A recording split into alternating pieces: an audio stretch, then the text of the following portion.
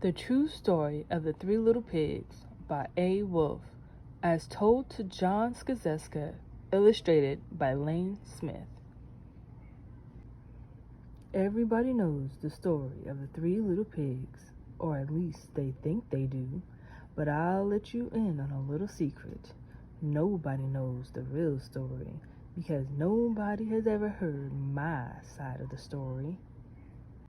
I'm the wolf, Alexander T. Wolf. You can call me Al. I don't know how the big bad wolf thing got started, but it's all wrong. Maybe it's because of our diet.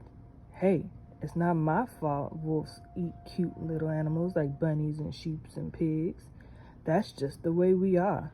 If cheeseburgers were cute, folks would probably think you were big and bad too. But like I was saying, the whole big bad wolf thing is all wrong. The real story is about a sneeze and a cup of sugar. This is the real story. Way back in Once Upon a Time, I was making a birthday cake for my dear old granny. I had a terrible sneezing cold, and I ran out of sugar. So I walked down the street to ask my neighbor for a cup of sugar. Now this neighbor was a pig, and he wasn't too bright either. He had built his whole house out of straw. Can you believe it? I mean, who in his right mind would build a house of straw? So of course, the minute I knocked on the door, it fell right in.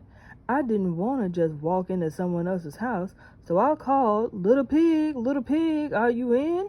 No answer. I was just about to go home without a cup of sugar for my dear old granny's birthday cake. That's when my nose started to itch. I felt a sneeze coming on. Well, I huffed, and I snuffed, and I sneezed a great sneeze.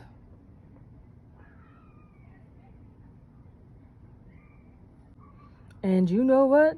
That whole darn straw house fell down. And right in the middle of the pile of straw was the first little pig, dead as a doornail. He had been home the whole time. It seemed like a shame to leave a perfectly good ham dinner lying in the straw, so I ate it up. Think of it as a big cheeseburger just lying there.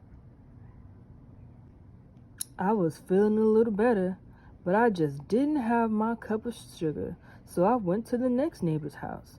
This neighbor was the first little pig's brother. He was a little smarter, but not much. He had built his house of sticks. I rang the doorbell on the stick house. Nobody answered. I called, Mr. Pig, are you in? He yelled back, Go away, wolf, you can't come in. I'm shaving the hairs on my chinny chin chin. I had grabbed the doorknob when I felt another sneeze coming on. I huffed and I snuffed and I tried to cover my mouth, but I sneezed a great sneeze. And you're not gonna believe it, but this guy's house fell down just like his brother's. When the dust cleared, there was the second little pig, dead as a doornail. Wolf's honor. Now you know food will spoil if you just leave it out in the open, so I did the only thing there was to do. I had dinner again. Think of it as a second helping. I was getting awfully full, but my cold was getting a little better, and I still didn't have that cup of sugar for my dear old granny's birthday cake, so I went to the next house. This guy was the first and second little pig's brother.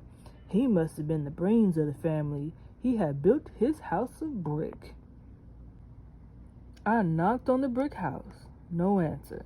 I called, Mr. Pig, are you in? And do you know what that rude little porker answered? Get out of here, wolf. Don't bother me again.